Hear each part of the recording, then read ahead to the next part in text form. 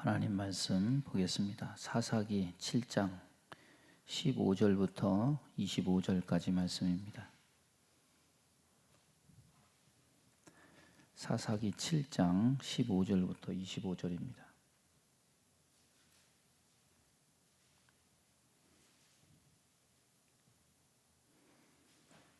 우리 한 절씩 봉독하겠습니다. 기드온이 그 꿈과 해몽하는 말을 듣고 경배하며 이스라엘 진영으로 돌아와 이르되 일어나라, 여호와께서 미디안과 그 모든 진영을 너희 손에 넘겨주셨느니라 하고,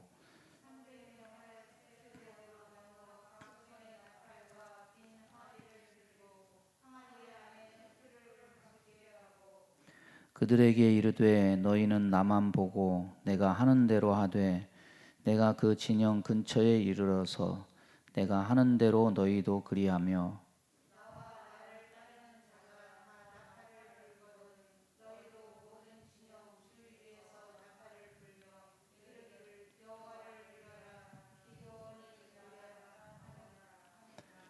기드온과 그와 함께한 100명이 이경초에 진영 근처에 이른즉 바로 파수꾼들을 교대한 때라. 그들이 나팔을 불며 손에 가졌던 항아리를 부수니라.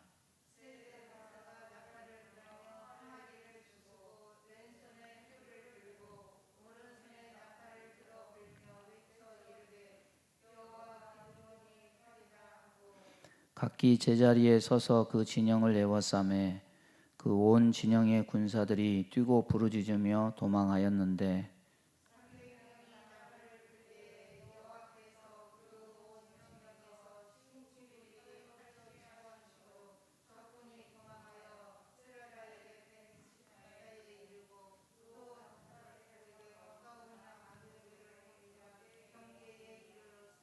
이스라엘 사람들은 납달리와 아셀과 온 므낫세에서부터 부름을 받고 미디안을 추격하였더라.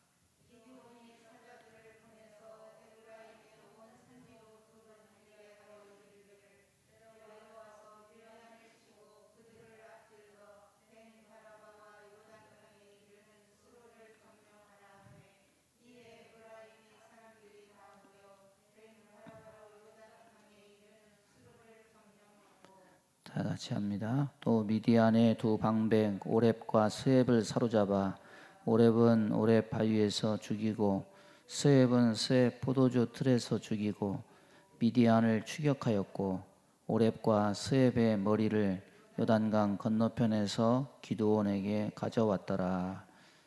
아멘. 우리 주보 사이에 있는 찬양합니다.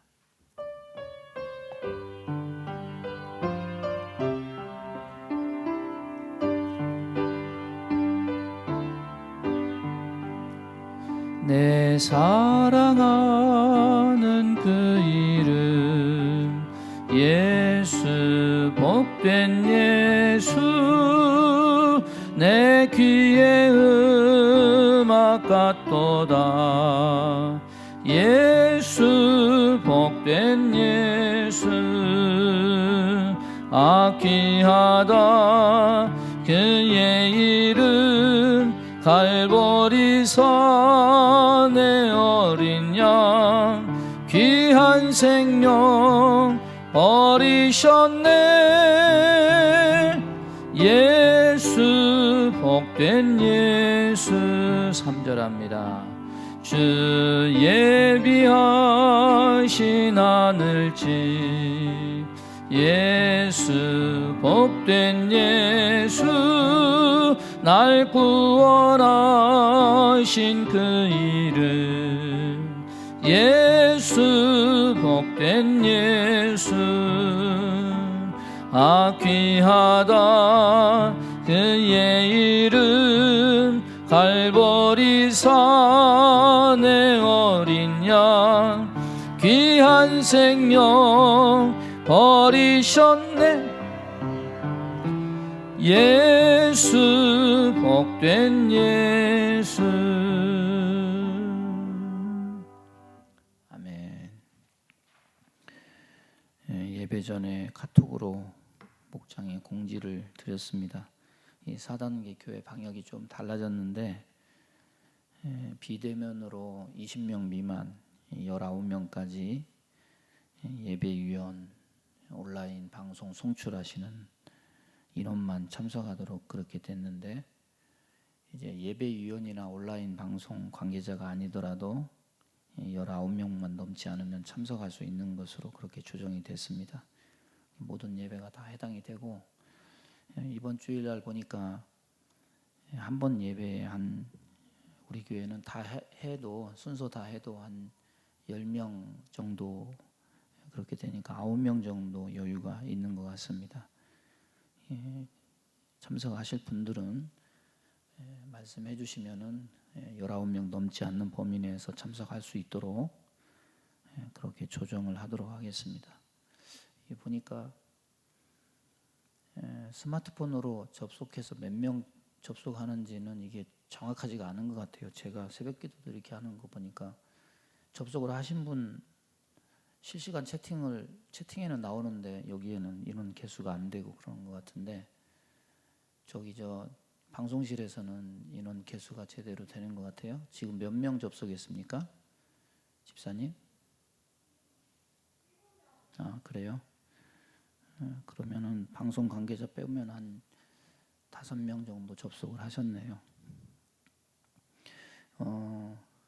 그 직장 생활 하시는 분들은 보니까 재택근무하라면은 일해야 먹고 사니까 길을 쓰고 하고, 또 학생들도 학교는 못 가도 출석 부르니까 학점과 관련이 있으니까 또 길을 쓰고 온라인으로 하는데, 분명히 이제 교회도 온라인으로 대책을 세우고 이렇게 하는데도 불구하고 옛날보다는 그 참석률이나 이런 것들이 확실히 떨어지죠. 그래서 이 환경이나 이런 상황이 이렇게 흘러갈 때 믿음은 약해질 수밖에 없고 결국에는 게으름 피울 수밖에 없고 이렇게 돼가는구나. 믿음의 끈을 잘 조여매야 되겠구나. 이런 생각이 들어요. 근데 이런 때 뭐 그렇다고 해서 꼭 나와야 됩니다, 이렇게 할 수 없는 또 이런 환경이 돼버렸으니까 여러분 어쨌거나 여러분 신앙 잘 지키시고, 어떻게 보면 이게 지금 키질이에요, 키질. 코로나가 우리의 믿음을 키질하고 있는 거거든요. 믿음 잘 지키시고 열심을 품고 기도하고 이렇게 할 수 있기를 바랍니다. 보니까 어려워지니까 기도할 일이 더 많지 않습니까? 이 코로나로 인해서 더 고통받는 사람이 많고, 전도의 문도 막히고 선교의 문도 막히고 예배나 기도하는 일도 힘들어지고 이렇게 하지만, 그래도 하나님은 기도하는 일을 통해서 역사하셔요. 그걸 눈으로 보면 믿음이 생기는 거죠. 더 열심을 품고 그렇게 하나님께 영광 돌리시기를 바랍니다. 내일 오전 중에 여기 새벽 예배 오시는 분들은 알겠지만은 공기 구멍이 4개가 있는데 1개는 우리가 쓰고 2개는 배기로에서 밖으로 나가는 구멍이고 1개는 이제 지하에서 공기를 흡입하는 걸로 쓰는데, 배기구만 생각하고 거기다 벽을 쌓았더니 이 흡기하는 데서 공기 빨아들이는 데서 벽을 안 쌓으니까 이게 예배 시간에 새벽 예배 시간에 신경이 거슬려 가지고 그것도 좀 해줘라 그래가지고 내일 오전 중에 그 공사를 합니다. 막으면 아마 소음이 덜 날 것 같아요. 탈 없이 공사 잘 마무리될 수 있도록 기도해 주시기를 바랍니다.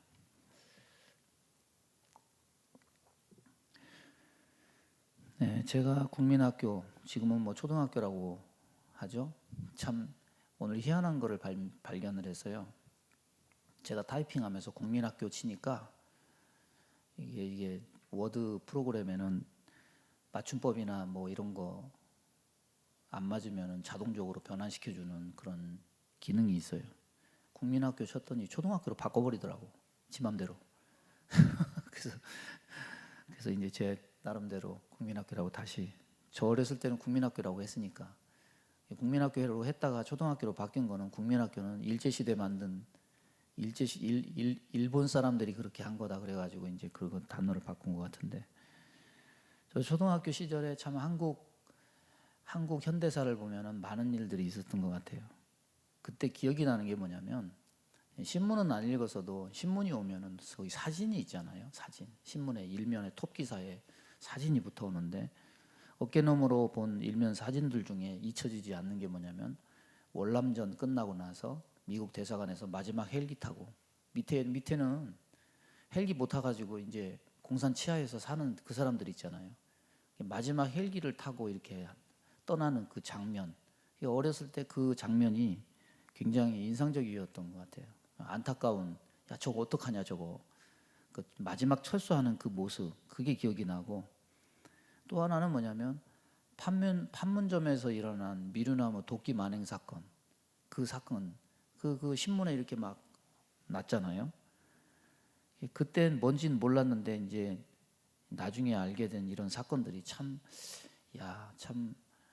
나라에 있어서 위험한 순간이었구나, 급박한 순간이었구나, 이런 것들을 알게 됐습니다. 뭐 이제서 알려진 사실들이지만은 야 어떻게 이런 일들을 하냐 뭐 이런 정도였지만은 그게 언제 일어나냐면 1976년에 일어나 제가 초등학교 한 2학년 때 이 정도 된 것 같아요. 근데 이 사건이 일어나고서 북한이 가장 마음으로 쫄았던 사건이 뭐냐면 이 사건이래요. 응? 미국이 아주 작정을 하고 그때 준비를 해가지고 우리나라 분단 이후에 군대 갔다 오신 분들은 알겠지만 뭐 데프콘 발령하잖아요. 1, 2, 3, 4 이렇게 해가지고 그래가지고 데프콘 2를 발령을 했는데 우리나라 70년 분단 역사 중에서 데프콘 2가 발령된 거는 김일성 죽었을 때 그리고 판문점 사건 때라고 그래요. 그만큼 그때 심각했던 거죠. 지금 우리가 이제 판문점 가면은 지금 북한 애들도 저쪽에서 감시하고 우리 헌병들도 화이바 쓰고 검은 선글라스 쓰고 이렇게 감시하고 이렇게 공동 경비구역이라고 해서 그 회담장이 중간에 있고 가운데 보면은 콘크리트로 이렇게 해가지고 다 영역을 지정을 해놨지만은 그때 당시만 해도 그게 없었대요. 그래서 판문점에서 뭐 우리 군 초소에 북한 초소도 있고 북한 지역의 땅을 넘어서도 우리 남한 측 초소가 있고 섞여 있는 거예요. 그리고 서로 왕래도 하고 거기서만큼은 북한군, 우리군 서로 왕래하면서 그렇게 다녔대요. 그때는. 그런데 이제 북한 땅 지역에 거기 판문점 지역에서 북한 땅 지역에 우리 초소가 있으니까 거기서 우리 땅 지역에 있는 우리 남한 초소를 감시를 해야 되는데 우리 북한 초소가 거기에 3개가 박혀 있으니까 저것들이 혹시나 우리 초소를 어떻게 하지 않을까 이렇게 봐야 되는데 미루나무가 중간에 이렇게 해가지고 막 가지가 많이 쳐져 있으니까 시야가 안 보이니까 이제 미군들이 이제 그거 치려고 가서 자르다가 북한 애들이 병력을 데리고 와가지고 시비가 걸리고 미군 2명이 미군 2명을 막 도끼로 막 상해하고 얘네들도 이제 이렇게 때까지 될 줄 몰랐는데 일이 커진 거죠. 후송하다가 2 사람 다 사망했어요. 그래서 이제 그때 당시에 박정희 대통령이 그랬대요. 야, 내 군복하고 군화 가져와라. 뭐 이렇게 할 정도로 미친 개는 몽둥이가 약이다라는 말이 뭐 그때 나왔다고 뭐 그런 얘기도 하던데 이제 미국이 이제 이 미루나무를 제거하면서 니들이 혹시라도 군사적인 움직임을 하면 가만히 두지 않겠다 이런 이제 각오를 하고 뭐 작전을 짰는데 이제 풀 버니언 작전이라고 그래가지고 이 풀 버니언은 미국 전설에 나오는 거인 나무꾼이래요. 미루나무를 이제 제거하려고 이제 그런 이름을 붙인 거죠. 근데 이걸 지원하는 부대가 어마어마하더라고요 보니까. 그래서 핵 미사일을 탑재한 비행기가 20대나 대구 비행장에 그때 와 있었고 전략 폭격기가 괌에서 떠나가지고 군산 비행장에 와 있었고 또 서해 바다에는 그 비행기를 65대나 탑재하고 있는 미 제7함대 그 항공모함이 거기 서해 바다에 떠 있고 이 항공모함은요 중국과 소련도 어떻게 할 수가 없는 항공모함이에요. 왜냐하면 그 항공모함이 하나 뜨면은 나라 하나 전멸시키는 거는 그냥 이유도 아니에요. 그 정도로 어지간한 나라 한 개는 그냥 사라져 버린대요.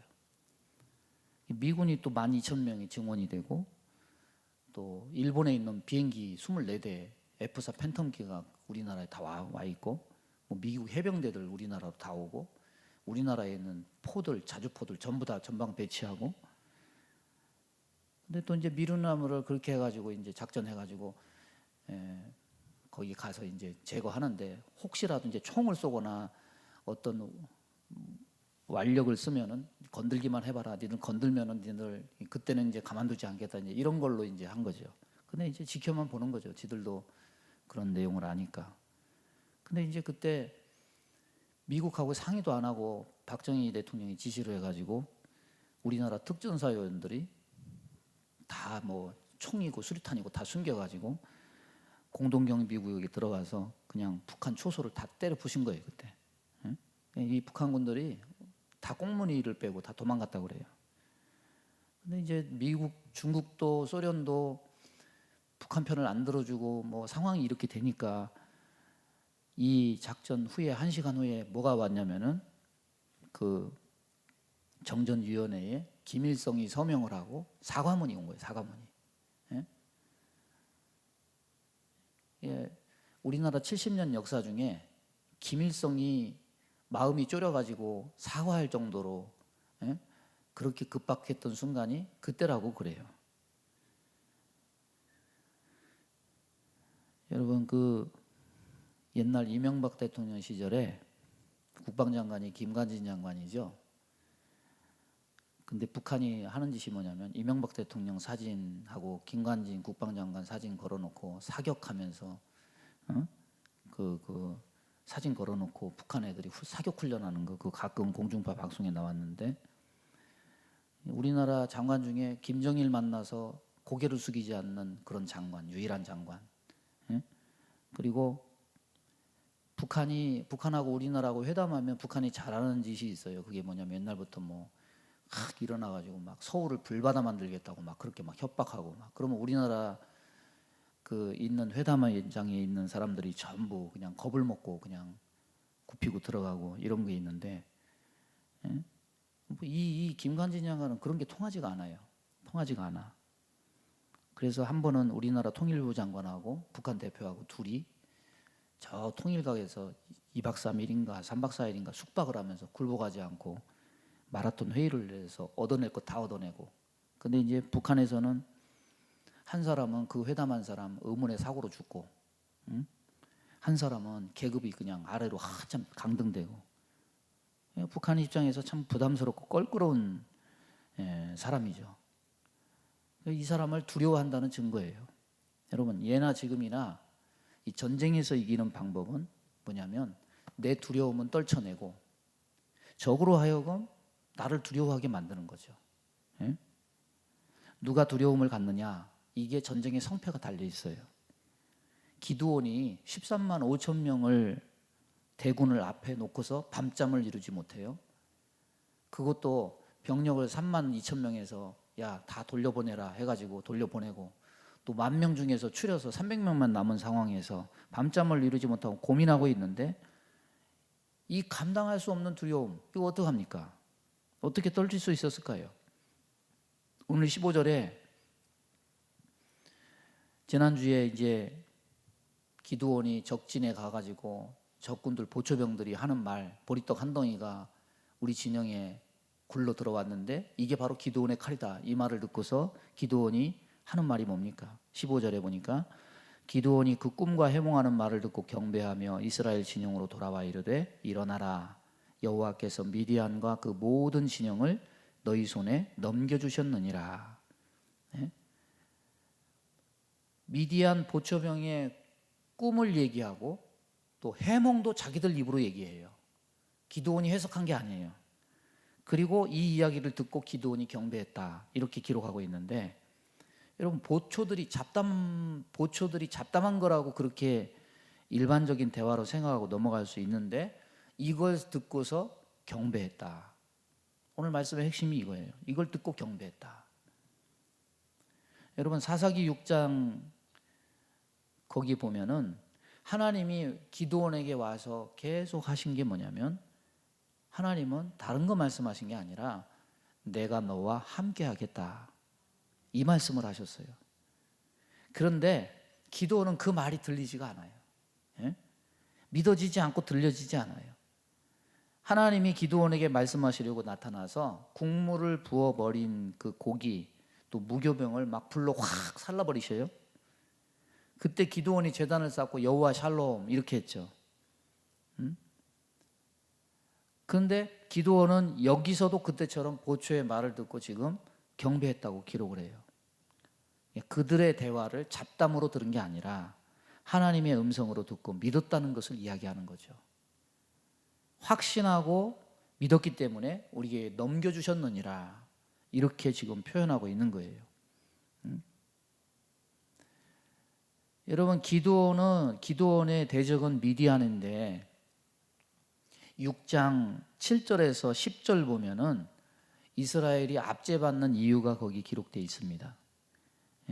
거기 6장 10절을 우리 한번 읽어보겠습니다. 6장 10절을 다 같이 한번 읽어봅니다. 찾아서.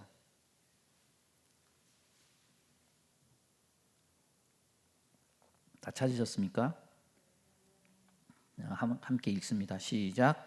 내가 또 너희에게 이르기를 나는 너희의 하나님 여호와이니 너희가 거주하는 아모리 사람의 땅의 신들을 두려워하지 말라 하였으나 너희가 내 목소리를 듣지 아니하였느니라. 여기에서 말씀하신 게 뭡니까? 너희가 내 말을 듣지 않았다. 이 기드온 이야기 시작하기 전에 너희의 가장 큰 실수가 뭐냐? 너희가 듣지 않았다. 듣지 않았다. 여러분, 기드온이 계속 의심하니까 6장의 이야기가 하나님이 기드온에게 말씀하시는 것으로 다 채워져 있어요. 그리고 여러 가지 믿지 못하니까 여러 가지 요구하는 증거들을 하나님이 다 들어주고, 땅이 마르고 양털이 적셔지고 양털이 마르고 땅이 적셔지고 하나님을 시험하는 것에도 하나님이 다 들어주시죠. 그럼에도 불구하고 믿지 못하고 두려워하니까 너 적진으로 내려가 봐라. 뭘 보여주는 겁니까? 하나님은 계속 말씀하셔요. 내가 너와 함께한다. 너는 승리할 것이다. 너는 이길 것이다. 근데 계속 말을 듣지 않아요. 자기 눈으로 어떤 보는 확인한 걸로 하나님의 그 모든 것을 신뢰하려고 하는. 하나님은 계속 말씀하시는데 하나님의 말씀은 여전한데 하나님 말씀을 듣지 못하고 음성을 듣지 못하고 있음을 꼬집어서 고발하고 있는 거죠. 여러분, 하나님은 오늘날도 말씀하십니다. 근데 왜 안 들립니까? 나는 안 들리던데요. 왜 안 들립니까? 우리의 정신이 딴 데 다 팔려 있거든요. 들으려고 하지도 않고 들어도 한 귀로 듣고 한 귀로 흘려요. 근데 그게 언제 들리느냐? 다윗에 의하면은 고난을 받은 후에야 들려요. 그러니까 하나님의 말씀은 이런 것 같아요. 제가 이렇게 보니까 어려서부터 모태신앙으로 막 그렇게 자랄 때 억지로 막 교회 가기도 하고 억지로 예배드리기도 하고 억지로 기도하기도 하고 성경 지식은 충만해. 근데 그렇다고 해서 믿음이 있느냐? 믿음이 없죠? 근데 그게 다 소용없느냐? 그렇지가 않죠? 여러분, 제자들 보세요. 제자들 3년 공생애 동안 보고 듣고 함께 먹고 예수님을 다 경험하고 예수님의 말씀 다 들어요. 그런데 예수님 십자가 고난과 함께 다 도망가죠. 이걸 보면서 우리는 어떤 생각을 할 수 있냐면 3년 따라다니면 뭐해? 다 소용없어. 그렇습니까? 그렇지 않아요. 모태신앙으로서 어렸을 때 다 배우고 들은 것 헛되지 않아요. 하나님 말씀, 비록 주의 말씀 들으면서 졸기는 할망정 그 말씀 들은 것이 헛되지 않습니다. 언제 기억이 나느냐? 고난 당할 즈음에 그 말씀이 생각이 나요. 그래서 하나님 말씀이 진리구나, 그때 깨닫게 돼요. 이스라엘 백성이 들었던 것처럼 기드온 역시 하나님의 음성을 듣지 않아요. 그런데 하나님은 계속 말씀하시고 계속 설득하시죠. 포기하지 않으셔요. 드디어 본문에 이르러서야 여호와의 말씀을 듣고 경배했다. 하나님 말씀을 지식으로 깨닫고 아, 이렇구나. 논리적으로 깨닫고 이거는 공부한 거죠. 공부한 거죠. 진정으로 주의 말씀이 들리면 어떻게 되느냐? 경배하게 되는 거죠. 찬양하게 되는 거죠.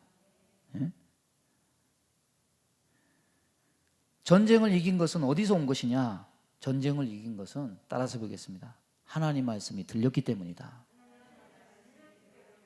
그 말씀이 믿어졌기 때문이다. 말도 안 되는 얘기예요, 이게 세상에서는. 예? 그렇지 않습니까? 세상에서는 무기를 준비하고 병참을 준비하고 훈련을 해야죠. 그래야 전쟁이 이기죠. 그런데 전쟁을 이긴 것은 이들의 손에 들려있는 나팔이나 횃불 때문이 아니에요. 전략이 좋아서 이긴 게 아니에요. 기습해서 이긴 게 아니에요. 예? 듣고 확신해서 여호와의 말씀이 이들에게 가장 큰 무기가 되었기 때문에 승리할 수가 있었던 겁니다. 모세가 죽은 다음에 여호수아가 리더십을 이어받아요. 가나안 정복이라는 무거운 사명을 받아요. 200만이라는 인구, 그리고 가나안을 정복해야 된다는 그런 사명, 얼마나 무거울까요? 혼자 외로운 싸움이잖아요.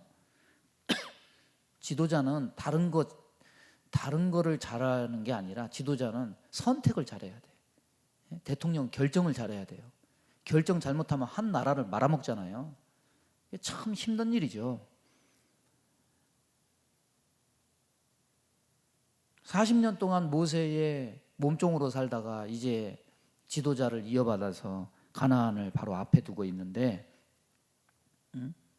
그런 여호수아에게 하나님은 다른 말씀 안 하세요. 딱 한마디 하셔요. 한 가지만 그의 손에 쥐게 하십니다. 그게 뭡니까? 오직 강하고 극히 강하고 담대하여 내 종 모세가 내게 명령한 율법을 다 지켜 행하고 우로나 좌로나 치우치지 말라. 그리하면 어디로 가든지 형통하리니 이 율법책을 내 입에서 떠나게 말며 주야로 그것을 묵상하여 그 안에 기록된 대로 다 행하라. 그리하면 내 길이 평탄하게 될 것이며 내가 형통하리라. 하나님 말씀을 듣고 그 말씀 붙들고 살아라.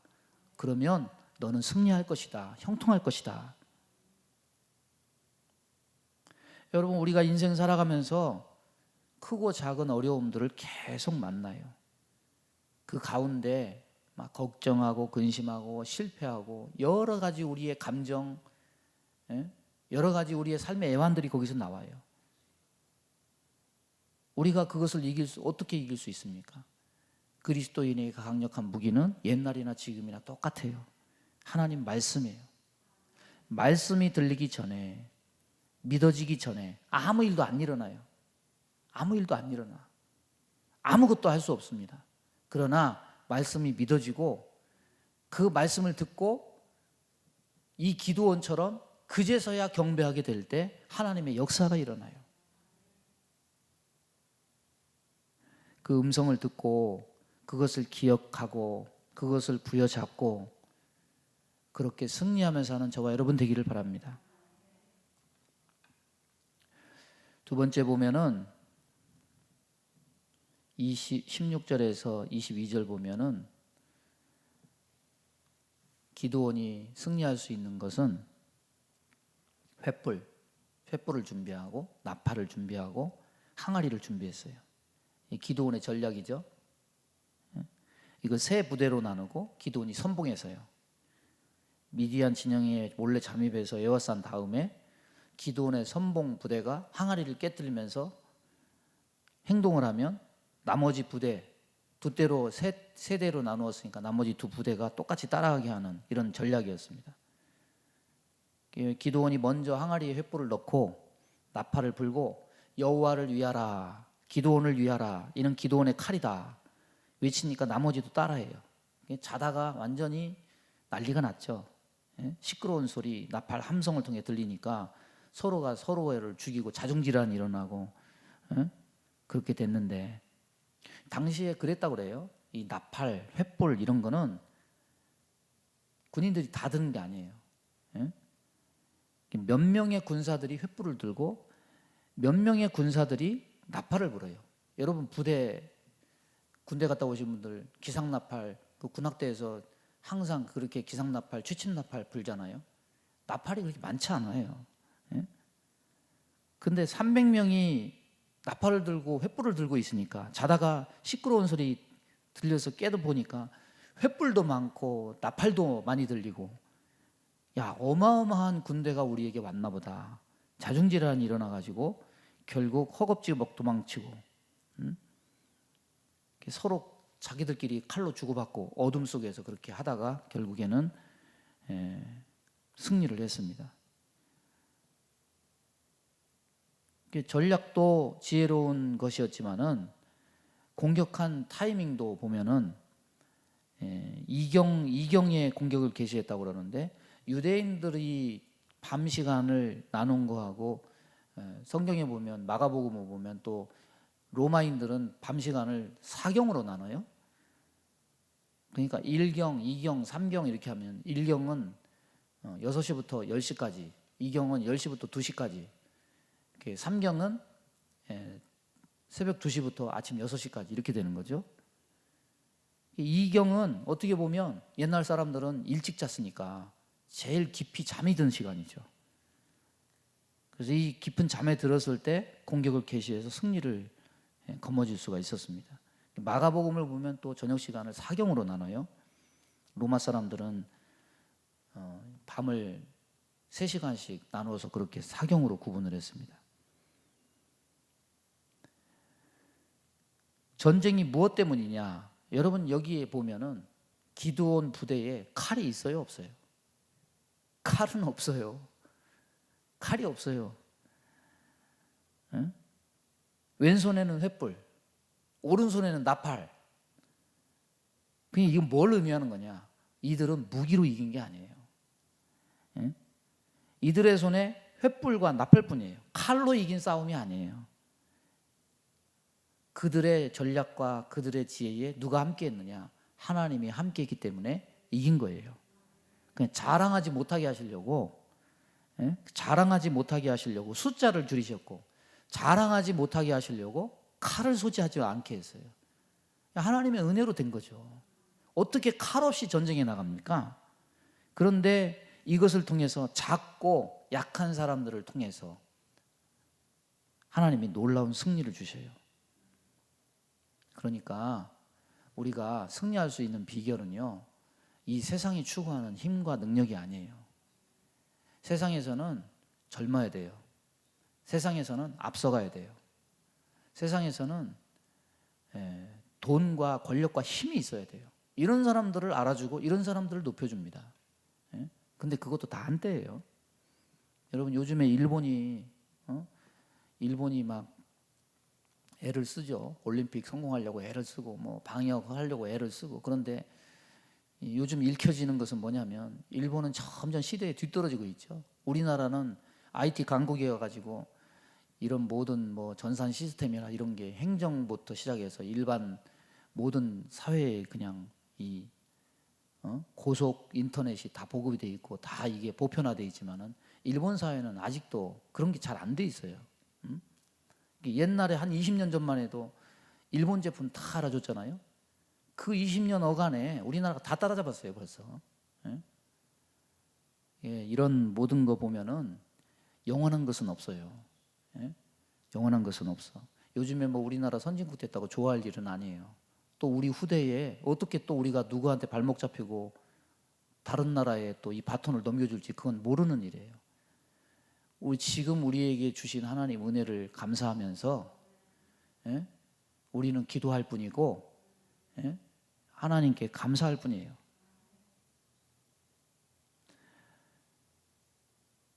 24절 보면은 이 전쟁 이야기 마무리가 뭘로 마무리가 되느냐? 오렙과 스웹의 죽음으로 마무리가 돼요. 뭐 이 사람들이 뭐 미디안의 그 중요한 사람들인 것 같은데, 오렙은 까마귀라는 뜻이고 스웹은 일이라는 뜻입니다. 그러니까 옛날에 그 유목민족의 특징은 뭐냐면 그 몽골이나 이런 게 다 유목민족 아니에요? 이런 사람들의 특징은 뭐냐? 약탈하는 거죠. 말 타고 다니면서 남의 거 도둑질하는 거. 지금도 그 몽골에 가면은 뭐가 자랑이냐면 남의 거 도둑질하는 게 지금도 자랑이라고 그러죠. 그걸 별로 그렇게 창피한 일로 여기지 않고 그걸 자랑처럼 그렇게 얘기해요. 짐승을 뺏고 가죽을 뺏고 양식을 뺏고 어떻게 보면 일이 늑대와 같은 사람이죠.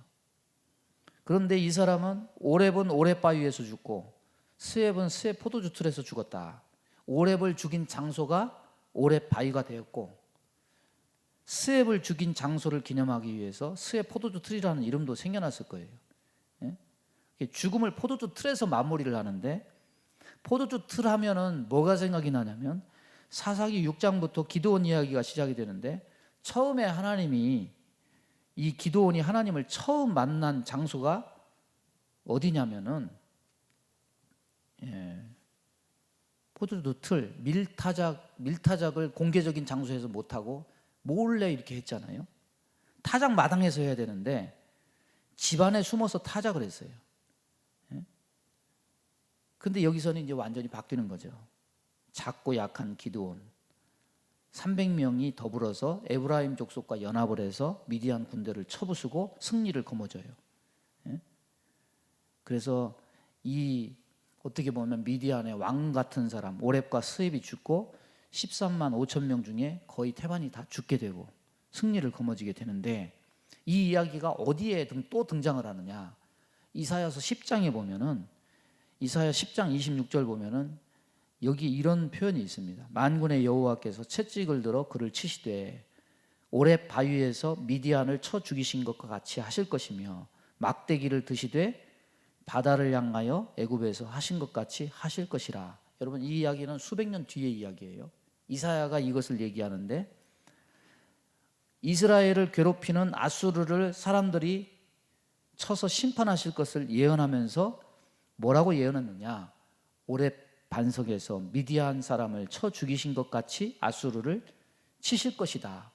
그 예로 기드온의 사건을 얘기해요. 그러니까 지금 이사야는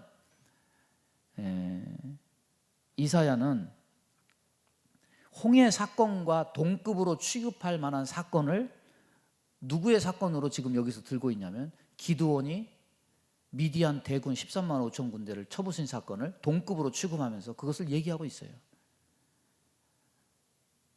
여러분, 뭘로 인해서 이사야가 출애굽 구약의 대표적인 사건, 홍해 사건, 그것과 동급으로 여길 만한 사건을, 기드온이 이 미디안을 쳐 부순 사건을 들 만큼 이렇게 한 역대급 사건이 무엇으로 이루어졌는가? 군사력으로 이루어졌는가? 무엇으로 이루어졌는가? 결론을 말하면 하나님으로 인해서 이루어진 거죠. 그런데 하나님이 겁에 질린 기드온으로 하여금 하신 일이 뭐냐는 거죠. 그것은 하나예요.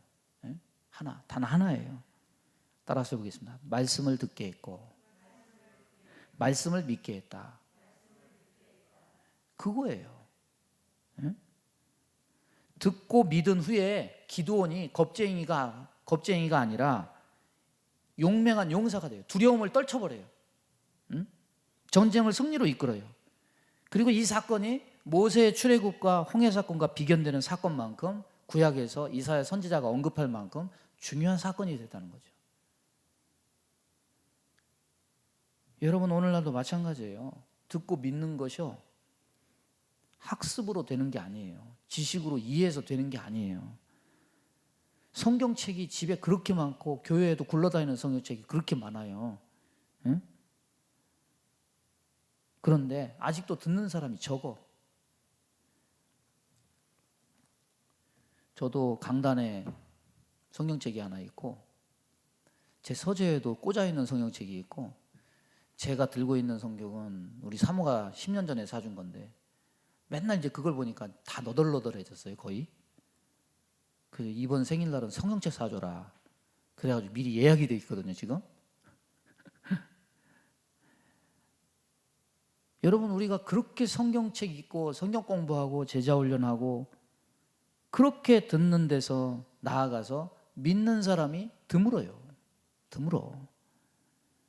결국 듣고 믿는 것은 그렇게 사람이 성경 공부해서 되는 게 아니야. 결국 어떻게 되느냐? 하나님의 손길을 통해서 우리는 듣게 되고 우리는 믿게 될 것이다. 듣고 믿을 때 어떤 일이 일어나느냐? 하나님의 역사가 일어나는 거죠. 오늘날 하나님이 없어가지고 무슨 이게 성경에 나오는 게 전설이어가지고 하나님의 역사가 일어나지 않습니까? 그렇지 않죠. 하나님의 때가 아직 임하지 않아서 일어나지 않는 일일 것이고, 또 하나는 요즘 사람들이 믿음이 없기 때문에, 믿음이 없기 때문에. 믿음은 하나님을 기쁘시게 해요. 믿음은 불가능을 가능케 해요. 우리가 이것을 믿고 저와 여러분도 귓문이 열려서 이 기드온처럼 듣고 경배하고 하나님의 역사를 맛보는 그런 은혜가 있게 되기를 주님의 이름으로 축원합니다. 기도하겠습니다. 하나님 아버지, 감사합니다. 오늘도 주의 말씀을 들었습니다. 이것이 이해로 끝나고 지식으로 끝나고 이렇게 끝나지 말고 듣고 경배한 기드온처럼 이 말씀이 우리의 삶을 변화시키고 우리의 불신앙을 깨뜨리고 하나님의 역사를 이루는 소망의 말씀이 되게 해 주옵소서. 하나님, 온 세상이 두려움이 퍼져 있습니다. 그러나 이 두려움도 하나님이 함께 하시면 다 깨어져 부수어질 줄로 믿습니다. 코로나가 두려운 것이 아니요, 우리의 영혼과 생명을 쥐고 계신 그 심판의 하나님, 그 하나님이 더 두려운 하나님인 줄로 믿사오니 우리가 두려워할 것을 두려워하고 하나님을 향해서 소망을 품고 믿음의 삶을 이어갈 수 있도록 당신의 백성들 붙들어 주옵소서. 예수님의 이름으로 기도하옵나이다. 아멘.